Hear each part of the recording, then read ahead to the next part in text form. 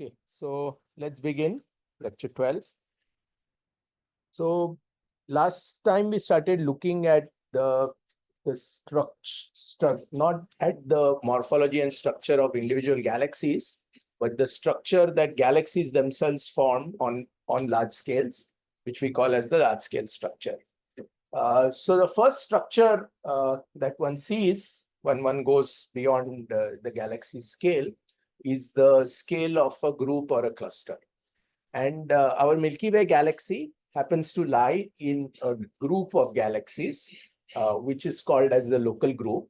There are three large galaxies in the local group. These are those three galaxies named and colored in yellow on the diagram. The largest is the Andromeda galaxy, most massive object in the local group. And then second largest is the Milky Way.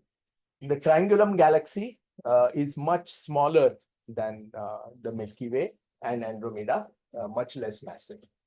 But it's still considered as a full-fledged galaxy. And every other galaxy in the Milky Way is a dwarf galaxy. And this slide is from several years ago. Since then, few more dwarf galaxies have been found. These are usually named after the constellation in which they are seen. So there are dwarfs in Leo, there is the Antlia dwarf, there are sextans A and sextans B dwarfs, and so on. The thing to remember is that the scale of this whole group, the entire group sort of fits comfortably into a megaparsec. Okay. In fact, it's not much bigger than about 100, 200 parsecs, right? So this is 1 million light years. 3.26 million light years is a parsec, is a megaparsec. So that would be about this entire length, and almost everything would fit into a megaparsec. So this is the typical size of a group. A group can be somewhat smaller than this, can be somewhat larger than this, but not by very much. And every group is characterized by a few large galaxies and a large number of dwarf galaxies. How do we define dwarf galaxies? Dwarf galaxies are galaxies that typically have stellar masses in the range of about 10 raised to 6.5 to 10 raised to 8.5 or 10 raised to 9. Okay, these are all low mass small galaxies. The Magellanic clouds are also dwarf galaxies. If you go to somewhat larger scales, okay, then you get the local supercluster. Okay, and now the local group has gone into a very tiny region over here. This is now 10 million light years, and what you see is several large clusters in the vicinity: the Virgo cluster, the Fornax cluster, the Eridanus cluster, and so on, and also some other groups. So, for example, Leo 2 groups and Ursa Major group and Virgo 3 groups. So there are some groups in the vicinity, and there are some clusters. Yesterday, I said that the Milky Way is relatively special. Our position in this sort of local supercluster is also special in the sense that the probability of finding a cluster as massive as the Virgo cluster so close to us is relatively small. Okay, and therefore we are, in terms of density, so we live in a fairly massive galaxy, and we live in a fairly rich part of the universe. We are not in a low density part of the universe. We are in a relatively high density region of the universe. So you zoom out even more. Now this scale is 100 million light years, and now you see other superclusters in the picture.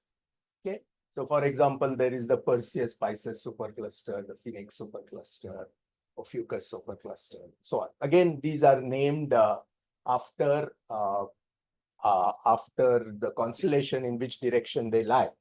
The most significant supercluster in our neighborhood is Coma. Coma itself is a very large cluster, and around it there are several large clusters, and then you form these superclusters. Note that these superclusters are overdense regions, but they're not gravitationally bound to each other. The largest gravitationally bound structure in the universe is just the galaxy cluster, like the Virgo cluster or the Coma cluster itself, right?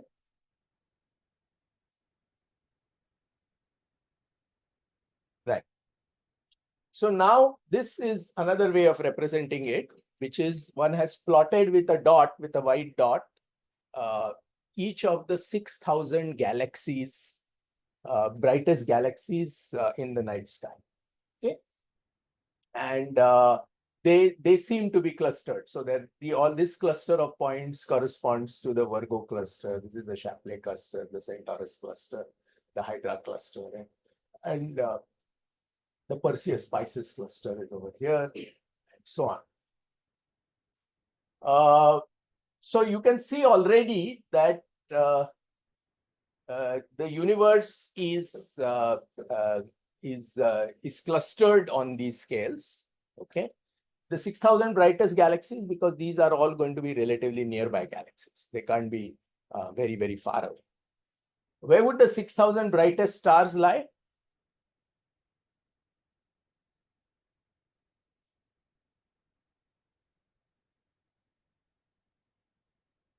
Yeah, in the Milky Way. And where do you think the Milky Way is, the disk of the Milky Way?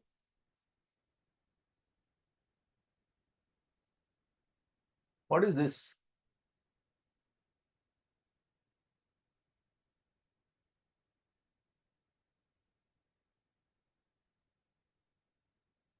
That's the disk of the Milky Way. You don't see bright galaxies in the disk in the region of the disk of the Milky Way because there's a lot of extinction. There's a lot of absorption of light that happens due to dust and gas in the Milky Way. And therefore, you don't see, so this is called as the zone of avoidance. So if you're doing a galaxy survey, you're studying other galaxies, you usually avoid this region. You study this region when you want to study stars, because the density of stars there is very, very high. This is the Milky Way that you would see in the night sky. Yeah? This is the disk of the galaxy. So the 6,000, most of the 6,000 brightest stars will lie in this region. A few of them, of course, could lie in these regions also, but many of them will lie in that region. So this is a mole-wide kind of projection. So what is shown here, have you ever seen a world map which looks like an elliptical? You would have seen that. So that is a very popular projection called the mole-wide projection. So here what is happening is, this is, what kind of coordinate system do you think this uses? The usual one, the equatorial coordinate system, right? Ascension changing along this axis and declination changing along this axis. Okay, so this is like latitude changing. Just imagine the map of the Earth in this place. So you would have the declination changing like this, the right ascension changing like this. And the plane of the Milky Way is this one. So that corresponds to a 0 galactic latitude. There is also another coordinate system which I did not talk about, which is called the galactic coordinate system. In that coordinate system, this is the equator. So if you replot this figure in the galactic coordinates, then this dark region will appear like over here. Right.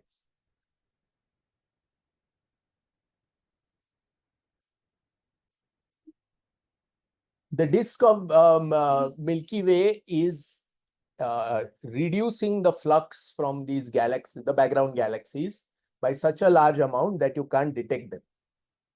So there will be other galaxies which will pop up in the 6,000 brightest galaxy list, because these galaxies over here, it's not that there are no galaxies there. There are equal number of galaxies over here as there are over here, let's say.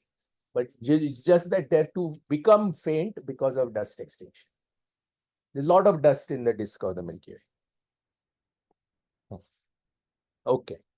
So now we can go to even larger scales and we start building these kind of diagrams. So you'll frequently see them. So what is along this axis is the right ascension, and what is along this axis is the radial velocity or the redshift. Okay. Now, so this is the coma cluster actually. Right? But it appears, it's called as the CFA stickman because the Center of Astrophysics at Harvard conducted a survey in which this was first seen. So this figure is from that survey. And so they found the coma cluster to be stretched like this. And this is happening because the coma cluster is close enough that peculiar velocities, which means the velocities of the galaxies moving around in the cluster, are comparable to the recession velocity of the cluster itself due to the Hubble expansion.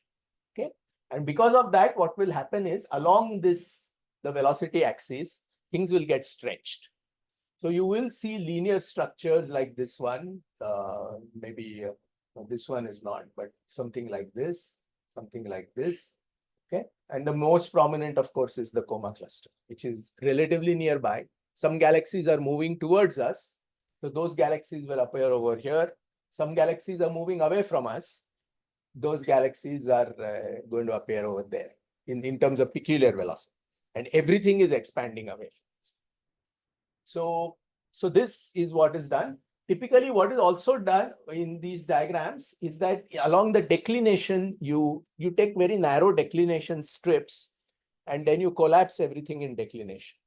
So here it says, this is the declination range that was used, and all galaxies brighter than MB of 15.5 magnitude have been plotted on this diagram. Okay. This was 40 years ago. 30 years ago, we could do something like this, right? It's called the Las Campanas redshift survey. Now we are plotting 12,000 galaxies, and you begin to see the cosmic structure. So what you see essentially is that there are regions which are relatively devoid of galaxies. Those are called voids. Okay. And in fact, I should jump back and show you. Yeah, colored in red are which you can't read very properly here, but again named after the micrologium void, Coma Berenices void, and so on. There are voids. So just like you have clusters of overdensity, there are regions in the universe that are almost devoid of galaxies, completely devoid of, not all, I should say almost completely devoid of galaxies. These are called voids. So you begin to see void-like structures over here, and you also see some other cosmic structures. Now, if you think in terms of the velocities, one is going up to about 60,000 kilometers per second recession velocities in this survey. So about 25 years ago, 25 years ago, we got to this stage, the 2DF Galaxy Redshift Survey. And now clearly for the first time, you begin to see all kinds of structures, okay, in the universe. So which means that at very small scales like this, the universe is clearly inhomogeneous. Okay, the density is not uniform. Average density is not uniform. However, if you take larger chunks of the universe, if you take this chunk of the universe and you take this chunk of the universe, the structure, you will not be able to tell between the two. Their average density will be almost uniform. So on scales of 100 megaparsec or larger, one talks of a homogeneous universe. So cosmologists say that the universe is homogeneous and isotropic. That is only true provided the length scales that you are talking about are 100 megaparsec or larger. Okay, so now we take a little bit of a lateral jump. Okay, so now we say, okay, forget these galaxies. Let's take radio sources. Let's forget optical galaxies. Let's take radio sources. So there are, I think, about 250,000 data points here. Every data point represents a radio galaxy. Okay, and in the case of the radio, it is at these flux levels, it's much easier to detect active galaxies. So almost all of these are what are called radio galaxies or active galactic nuclei. But here you no longer see the inhomogeneities that you were seeing in this image, for example, right? If you compare these two, again, this projection is exactly the same, except that the Milky Way appears like this. Maybe it's I don't know why it appears like this. Maybe something is swapped. Okay, anyway, let's not worry about it. The main point here is that the density of sources is uniform.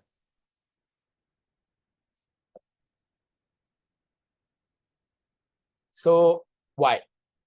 Any ideas? When can this happen?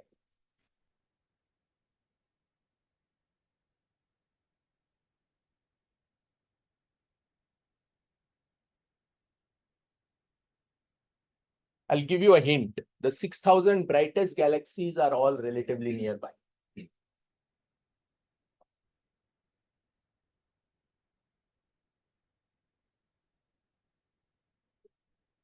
Sorry?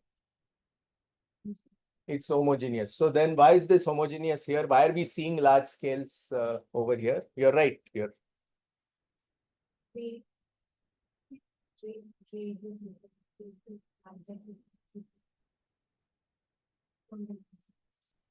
Yes, yes. So the average redshift of these sources is 0.7. The average redshift of those 6,000 galaxies is probably 0.01. Okay, this is 0.7. And so what you are seeing effectively, every little square that you take here is sampling a size larger than 100 megaparsec. That's why it's appearing homogeneous. Now coming back, so this is about 20 years ago. The first iteration of the Sloan Digital Sky Survey was completed. Okay, don't worry about seeing sort of darker patches here and lighter patches here. That's because they had more galaxies on this side than they had on that side.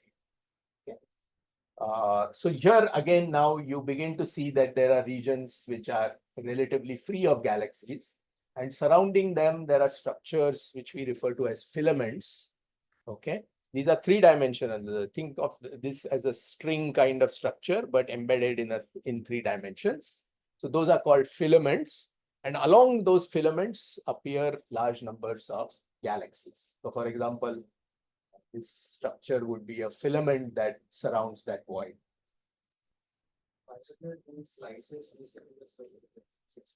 It doesn't cover. So what it does is, so you see, this is in right ascension, like this. Certain parts of the sky are affected by the Milky Way. So you don't want to cover those right ascensions. Secondly, certain parts of the sky are, so this survey is done from a telescope in Arizona, and they actually have a sort of monsoon season over there.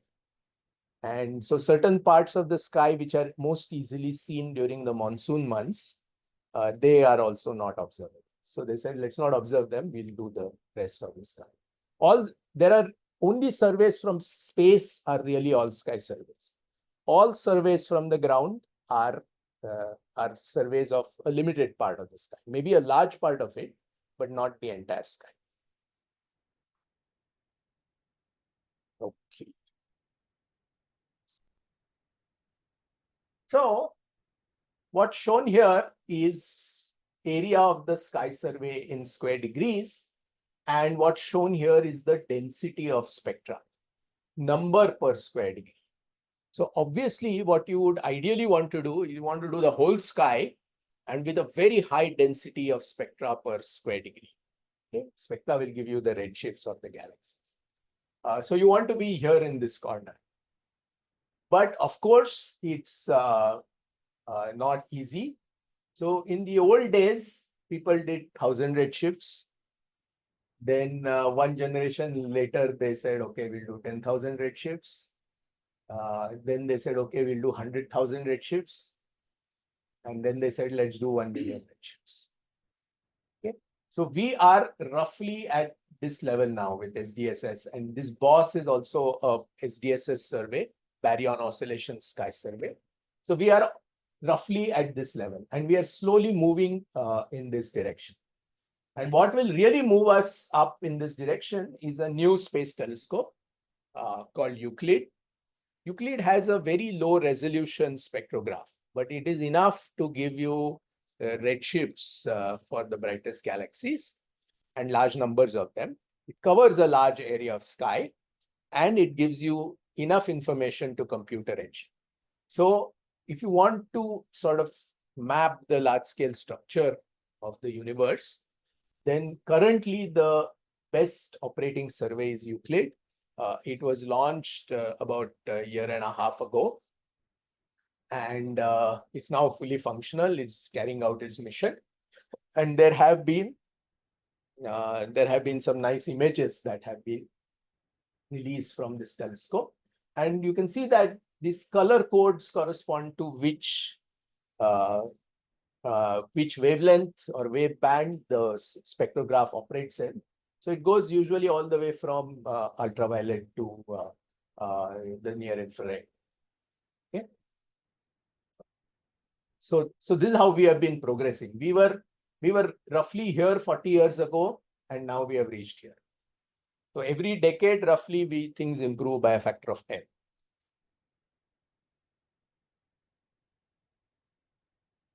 So all these surveys, the CFA survey, the Sloan Digital Sky Survey, the Las Campanas Redshift Survey, etc., all of these were what are called large area surveys, which means you take a large part of the sky and you get spectra for, let's say, 1 million galaxies. But there is another approach you can take, and this was pioneered originally by the Hubble Space Telescope, and this is called as a pencil beam survey, okay? Which is, you don't look at a large part of the sky, but you look at a very small part of the sky, in fact, a very tiny part of the sky, and just integrate for very, very long times. And then you create a very, very deep image of the universe. The advantage of this is that you can detect galaxies at very, very high redshift. You can detect galaxies at intermediate redshift. You can detect galaxies at low redshift, all in one image. So I think this is a Hubble Ultra Deep Field. Almost every shining thing there is a galaxy. And there are about 10,000 galaxies in this single image. These can then be used to map out evolution of field galaxies and the large scale structure out to redshift 1 or 2 and beyond. And what do we exploit here? We exploit a few things. We exploit the fact that the universe is very large and the speed of light, though large, is finite. Okay, so when you look at more distant objects, you are seeing them further and further in the past as you look at more and more distant objects. So, I like this illustration a lot. Suppose I asked you to determine how flights take off at a particular airport. Okay, you could do one of two things. One is you could go there and make a video out of a plane taking off. Okay, so you know exactly how it moves. However, you could wait for a moment like this when there is a traffic jam of aeroplanes. And then in one picture, in one photograph, in one instant, you are able to determine visually how the planes must be going and taking off over here. Correct?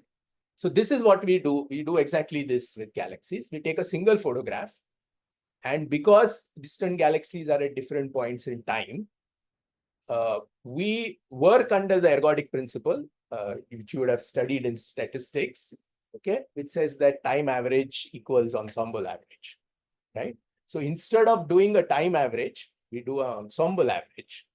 And therefore, by studying the properties of nearby galaxies, we average their properties. Then we average the properties of slightly more distant galaxies, and so on. And then we can trace the evolution in the average properties of galaxies. Okay. And this assumes, of course, that galaxies here are no different from the galaxies there, except that they are at a different point in time. So this is your ensemble average equaling the time average. Okay. Then some people said that, okay, let us do pencil beam surveys. Some people said, let's do large area surveys. Then some people said, no, both of these have some disadvantages. So let us do intermediate surveys. So we won't go as deep. We will go deeper than the shallow surveys like SDSS, but shallower than the HST deep surveys.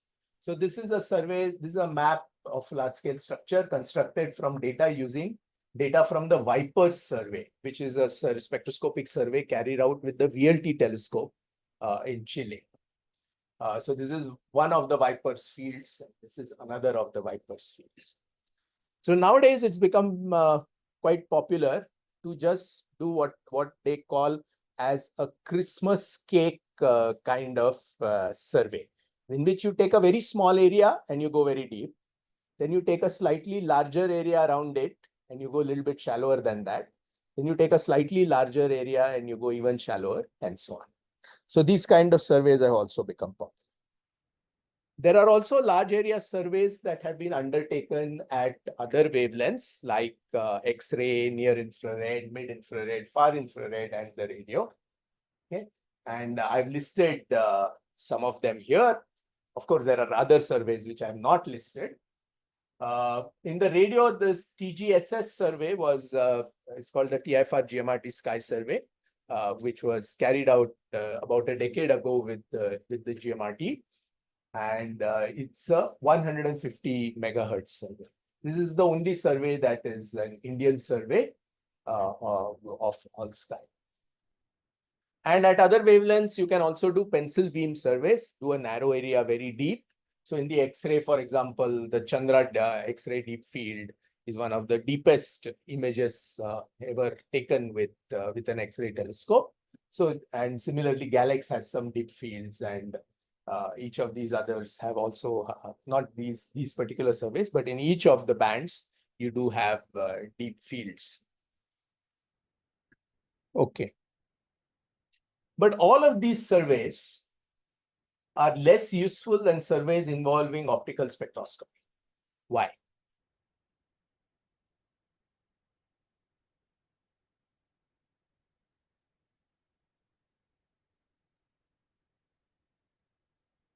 Suppose you take a radio survey.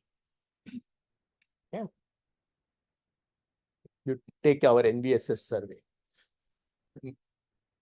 Hundreds of thousands of sources, flux measurements, positional measurements, etc. But not immediately useful. Why?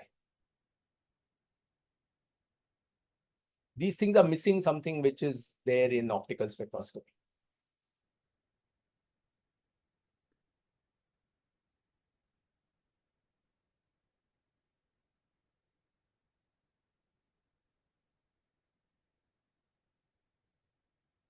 So the reason what is missing is lines, okay, and a pure power law spectrum in the radio. So you cannot determine the redshift of the object because there are no lines, and the continuum itself is featureless. If the continuum had some shape, then you could fit it. Stretch it, move it by redshift and fit it. But if the continuum has no structure, It's a single straight line.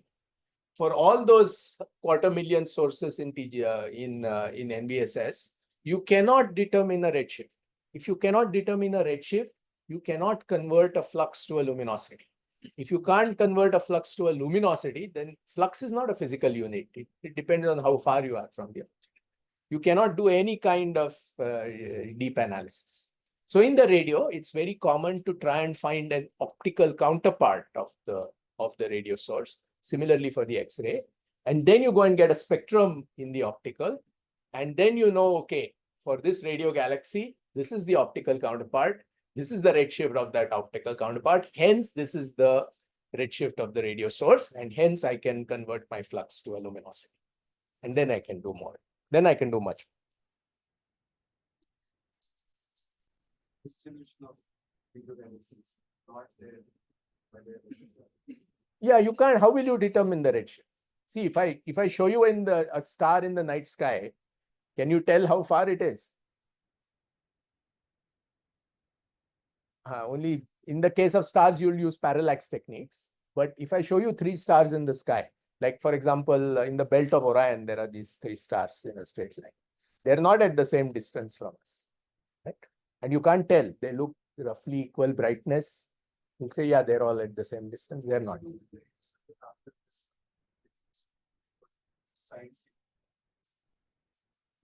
It depends. See, there are polarization surveys.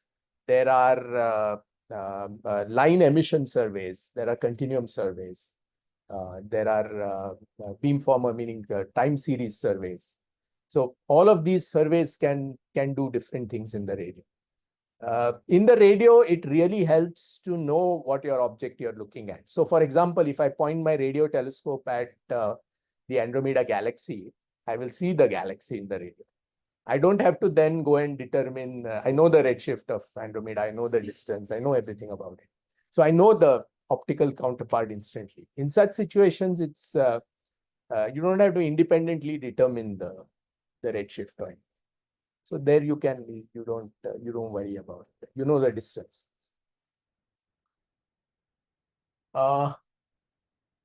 Okay. So now we need to quantify how clustered galaxies are. Okay. And that the most common form of clustering or the most common metric for measuring the clustering quantitatively is something known as the correlation function. So 2 point, because you are actually finding out the correlation between any 2 galaxies. Auto means both objects are of the same type. They're both galaxies. Later on, you may say that I will correlate blue galaxies with red galaxies, okay, or so on. Then that would become a cross correlation function. But this is the simplest form is the autocorrelation function. It is basically defined as the excess probability of finding another galaxy at a distance r from some galaxies relative to a uniform random distribution. For small values of r, this is well fit by a power law. And the best fit R naught is approximately 5 H inverse megaparsec and with a power law index of 1.8. Okay. Gamma and R naught are functions of various galaxy properties. Okay. Red galaxies, bright galaxies, faint galaxies, blue galaxies, all of these can have slightly different values of R naught and gamma. The slope also steepens at R over R naught greater than 2. Okay, so this is what an autocorrelation function looks like. Yeah. So what the fact that at R close to 0, this autocorrelation function has a high value. What does that indicate?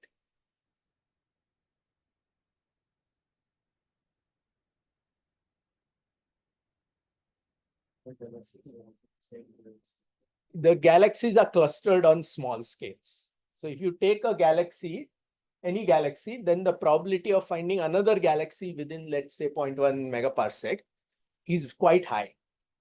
It's quite high compared to random distribution. So what you do is you compare the probability, you count the actual matches, and then you compare it with the number of matches you would get in a random distribution. which means you know that there are 1,000 galaxies in that redshift range, let's say. You throw them randomly onto the surface and find the separation. There won't be any clustering. There would be equal power at different scales. But here, there isn't equal power at different scales. At small distance scales, there is clustering.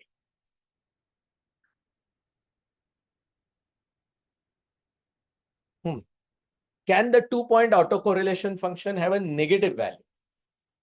Not at small r's, but maybe at large r's.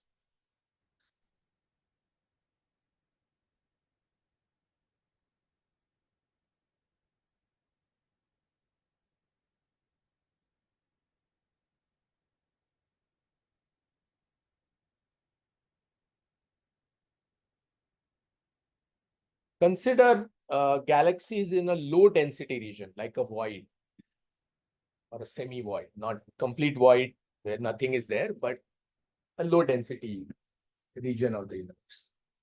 What will happen? The probability of finding a galaxy, actual galaxy, is actually less than if they were randomly distributed at some distances. So yes, in void-like situations, you can have a negative value for the 2-point autocorrelation function. So how do you estimate it? Simplest estimator is count the number of data pairs, okay, DD, and the equivalent number in a randomly generated Poisson catalog, RR. So DD over RR minus 1 is your definition of your autocorrelation function. So what do? You take, let's say you take an R of, let us say 1 megaparsec. You count all galaxies. Of course, this will be binned. So it will be, let's say, 1 megaparsec to 1.1 megaparsec. You count all galaxy pairs in your survey that have this separation. Then you say that, okay, I will just throw these galaxies randomly. And for that random catalog, I will measure the pairs which have a separation between 1 megaparsec and 1.1 megaparsec. Okay? That will be your this. So this divided by this minus 1 will give you the value of this function at 1 megaparsec. Then you will repeat the same exercise at 1.1 megaparsec, 1.2 megaparsec, 1.3 megaparsec. And you will be able to construct this function. However, this can be affected by edge effects, which means when you go to the edge of the survey, you're less likely to find objects at certain distances because you are going outside the survey region. So obviously, you'll find 0 galaxies there. And then that can bias your estimation. So therefore, you use this kind of estimator, which is more robust, wherein you take the data, you subtract 2 times the random data, which means you try to find a match between your random catalog and your data catalog. Okay, subtract 2 times that and then add in the random catalog back, random correlation. Okay, and divide that by the random correlation. So this was an estimator suggested by Landy and Zale in 1993. And this is the most popular estimator that is currently in use for measuring the 2-point autocorrelation function. You can measure it another way, which is, forget this random catalog, everything. Just go and measure the overdensity relative to the average density. Okay. And then, so this is the average density. You normalize by the average density. So in every cell, you go and measure the overdensity, right? Then this kind of correlation value is the expectation value of this function. Delta 1, delta 2, and the average value of that gives you the expectation value. So this will be one cell, this will be another cell. Each of them will have an overdensity. And this will give you the expectation or the value of the 2-point correlation function for two cells, x1 and x2, which will obviously be separated by some distance r. So you can rewrite this in terms of psi r also, right?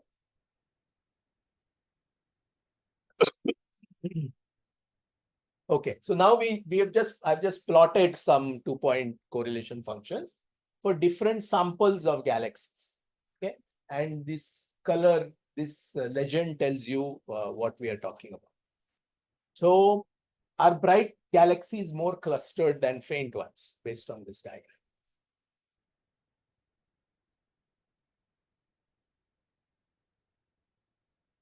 So you have to figure out which one of this is bright and which one is faint. Remember, magnitude is an inverted scale. So a smaller value indicates brighter,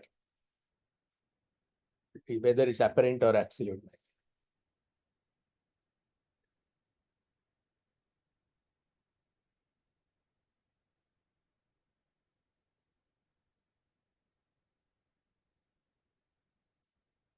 That's the 2-point correlation function.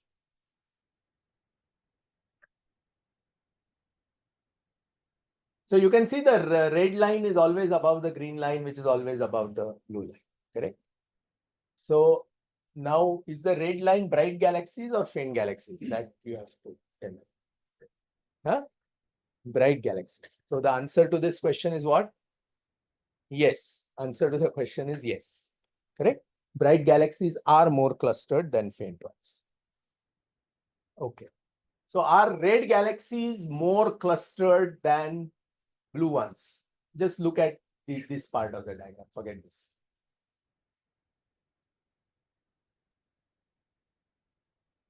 This one's easy. You don't have to know anything.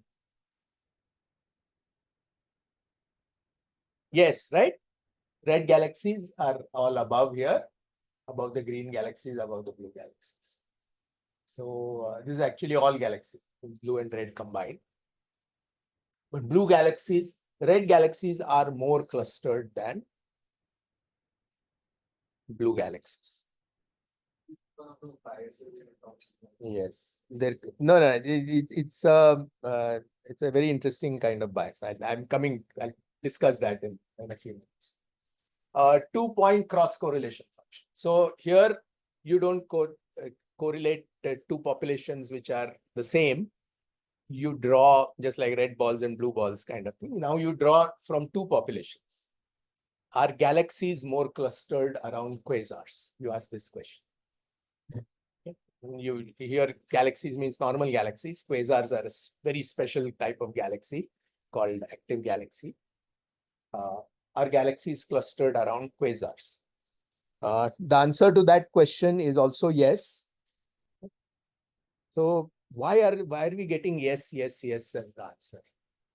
So what is shown on this map is the birthplaces of the 100 fastest 1500 meters runners of all time.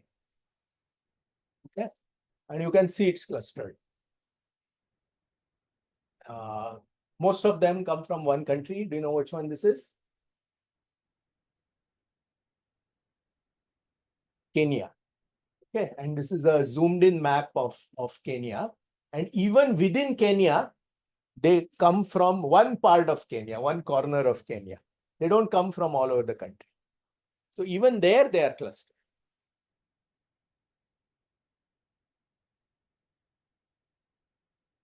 So rare objects are clustered. Another example. This is the location of the 100 highest mountains in the world. Okay. Clustered. Very, very definitely clustered. Not unclustered. So these are rare objects, obviously.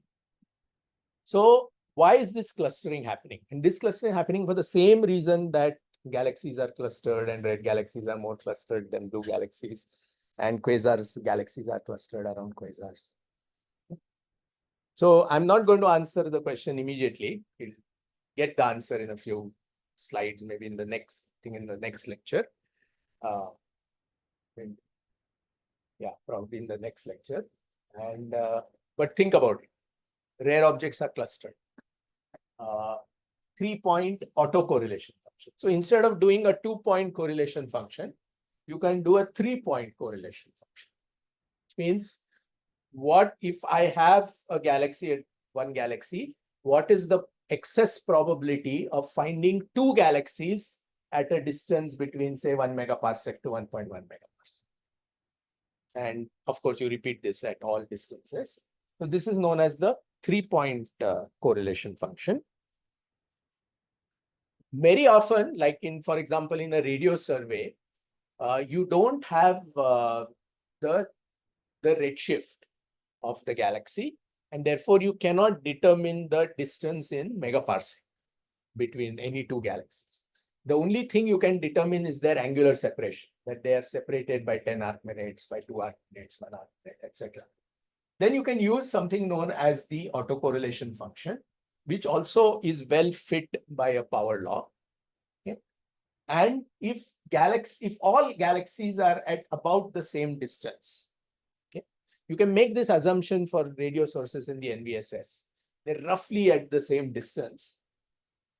Then beta is equal to gamma minus 1, where gamma is the index of the autocorrelation function. You're basically collapsing from 3 dimension to. So these are the various correlation functions we have used at, we have looked at. The 2-point autocorrelation function, 2-point cross correlation function, 2-point angular correlation function, and the 3-point correlation function. So in any paper on the large scale structure of the universe, you will encounter one or more of these correlation functions. Okay. So now you want to probe the large scale structure. Okay. So what you want to actually measure is the amplitude of the density fluctuation on different scales. Okay, relative to random. So if things are clustered on scales of, let's say, 1 megaparsec, then on that scale of 1 megaparsec, you should have a excess overdensity. Yeah. So this is how that whole function measures. So this is like measuring the angular 2-point correlation function over all length scales, right? Starting from the smallest scale, say 1 megaparsec kind of scale, and going up to 10 raised to 5 million light years, 10 raised to 5 megaparsec, let's say, at least 10 raised, few times 10 raised to 4 megaparsec, you can do it. And of course, you can't use the same kind of clustering on all length scales, the same measure, right? On the largest scales, one uses the cosmic microwave background. On somewhat smaller scales, one uses either cluster abundances or SDSS galaxy clustering. So cluster abundance is basically a measure of how common clusters are on different length scales. Then gravitational lensing can be used at somewhat smaller length scales. And at the smallest length scales, intergalactic hydrogen clumping happens. So the clouds of hydrogen, low density clouds of hydrogen in the intergalactic medium are also clustered, and their clustering can be measured. We'll look at how that can be measured in a few slides. And that can yield the clustering on the smallest length scales. So making this plot has been really literally a major exercise for observational cosmologists. And they've used all techniques right from cosmic microwave background to intergalactic hydrogen clumping, which may require radio data, for example, and large area surveys like the SDSS, gravitational lensing, and what have you. Okay, so there is a concept that cosmologists frequently use, which is the power spectrum of baryons, power spectrum of galaxies, and so on. So what is this power spectrum? So we already know that one can define this kind of overdensity field. Okay, and then one can define two kinds of Fourier pair, okay, between the overdensity field and this delta K. Okay, where k is of course the wave number, 2 pi over lambda. You'll encounter this quite frequently in data from CMB surveys and so on. Okay, and these are Fourier pairs, and the power spectrum is defined as the modulus square of this function delta k. Right? If 2-point correlation function is the expectation of the overdensity field, then the power spectrum is its Fourier pair, and those are equivalent to each other. Okay? One can be transformed to the other. So what's shown here, so this is the last Campana's redshift survey. What is shown on the left side is your power law, is your correlation function, which is a power law. And what is shown on the right side is the on the x-axis, instead of having r, you now have the wave number. Okay, and that will have units which are reciprocal of these units, 1 over lambda kind of units. And this is what you would measure in a, let's say, typically this is what you would plot on a CMB experiment. This is what you would do for a galaxy survey, but one can be transformed into the other. Correlation function is easier to measure, but we need power spectrum to compare with theory. So the theorists will give you this figure, you will measure this figure, and either you convert this to this and this to this and compare. So whenever you see a length scale, you will always see H inverse megaparsec, H inverse kiloparsec, and so on. So what people have done is, so that H is actually H100. So if the value of H naught is 100 kilometers per second per megaparsec, then you define the value of H to be equal to 1. On the other hand, if it is 50 kilometers per second per megaparsec, H will be 0.5. And so on. And probably the correct value of H is approximately 0.7. So this is H100. So you normalize by that 100 kilometers per second, the value of H. Because all of these quantities depend on the value of H. So if you want to actually convert this to actual megaparsecs, you replace this with 1 over 0.7 and basically multiply all of these numbers by 1 over 0.7. Then you will get it in true physical megaparsecs. This is done so as to avoid any debate. Okay, because if you put it in true values, somebody will say, no, H, small h is not 0.7, it's 0.75. Then you have to go and change all the figures. So to avoid changing things like this, you simply say that, no, I'll just use H inverse megaparsec. So you will use, whenever you see a length in cosmology, you will see H inverse megaparsec. Whenever you see area, you will see H raised to -2 megaparsec square. When you see a volume, you will see H raised to -3 megaparsec cube, and so on.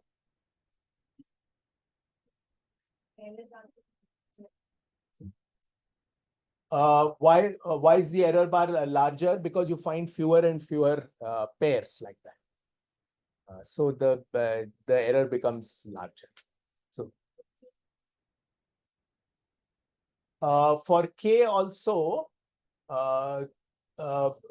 here I don't know why it is larger. I mean, I would have expected it to be. It is also somewhat larger here. Why is it very large at very small Ks? I think it may be related to the resolution of the telescope. But these are all, I think these are both coming from the same thing. So I don't know. I'll have to check why this is smaller here. One would have expected it to be smaller here. High Ks correspond to small angular scales. You don't have enough data points. Right. So So here you have the wave number in, so remember this plot earlier.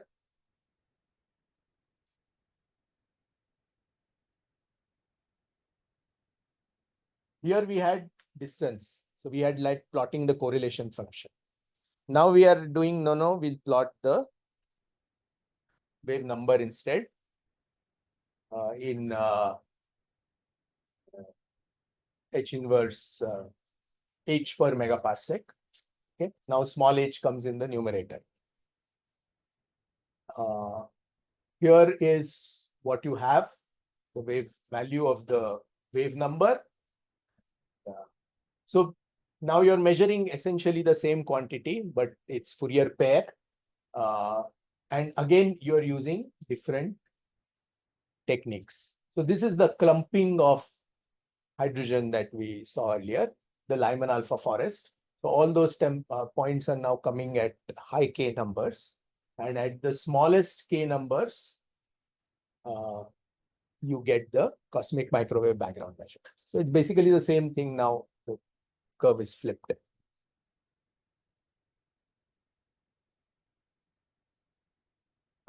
Okay. So now this is like we looked at galaxy correlation functions so far, but you can also look at the cluster correlation function. And clusters are correlated with each other. Strong clusters are more correlated than individual galaxies, and rich clusters are more correlated than poor ones. So if you find one rich cluster, the probability of finding another rich cluster nearby is quite high.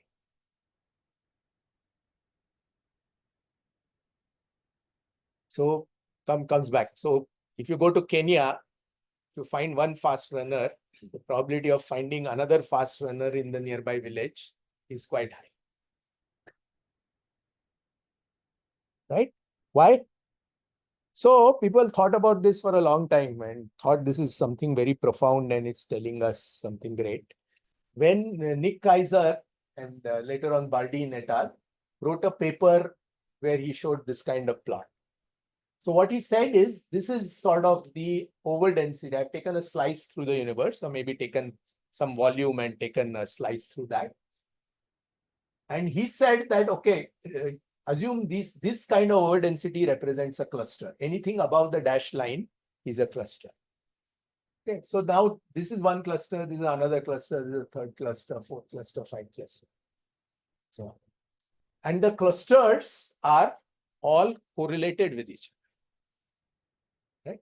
So the equivalent in our mountain analogy would be, if you go and stand on Mount Everest, then some of the, amongst the top 10 highest mountains in the world, okay, 3 or 4 you'll be able to see from top. They'll be very clustered. They're very close to Everest. So question is why? You can see it here. What is the property of this function that is causing the clustering?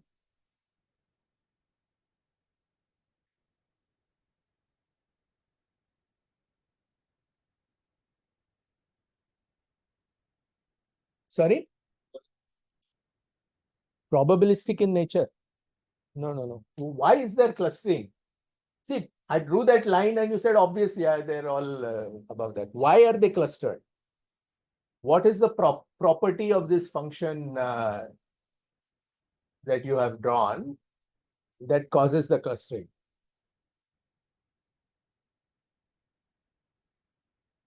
I mean, go back to your 11th class. The function is continuous. Right? The function is continuous. It's not abruptly changing. So if it's here, right, it can't suddenly go here. The next data point can't be down there. It has to go in a continuous fashion. And that is why the mountains are clustered. That is why galaxies are clustered. That is why clustered are clustered, and rich clusters are more clustered than poor ones. Everything is that. That's why the long distance runners are all clustered, because of continuity. So the reason for that map is actually is that part of Kenya is what is called as the Kenyan highlands. it's at high altitude. Okay, and so their blood composition only is different. So the amount of oxygen that their hemoglobin content, everything is out of whack over there, because they're all grown up at fairly high altitudes, like 3,000 meters, 2,700 meters, and so on. So in fact, I read yesterday when I was making this plot that many runners from other parts of the world, they go to Kenya to train, because that atmosphere will hopefully change your blood content and so on. So this is called biasing. So this paper showed that for a Gaussian distribution of initial mass density fluctuations, the peaks which collapse to form galaxies will be more clustered than the underlying mass distribution. So this phenomenon is called galaxy biasing. Okay, and it's quite ubiquitous. So this helps us actually a lot while understanding how galaxies form in the early universe. So the galaxies will form in a clustered way in the early universe. The galaxies will form in the regions with the highest overdensities in the early universe. All of these things can be derived from this idea of galaxy bias. There's a range of structures, galaxies at the 10 kpc scale, groups at up to a megaparsec scale, clusters have a few megaparsec in size, and superclusters going from 10 to 100 megaparsec. So we now have redshift surveys for more than 2 million galaxies, and it's quantified through a 2-point correlation function, well fit by a power law. And the equivalent description is the power law, is the power spectrum PK. And the interesting thing is that this kind of plot that we saw assumes that we live in a universe which is dominated by cold dark matter. That's why it's called a CDM model, CDM universe, fits the data over a very broad range of scales. Objects of different types have different clustering strengths, and more massive structures cluster more strongly. Okay, so I think I can show you the question, but we'll discuss it next time. There's one major component of the baryonic large-scale structure, which we have not discussed.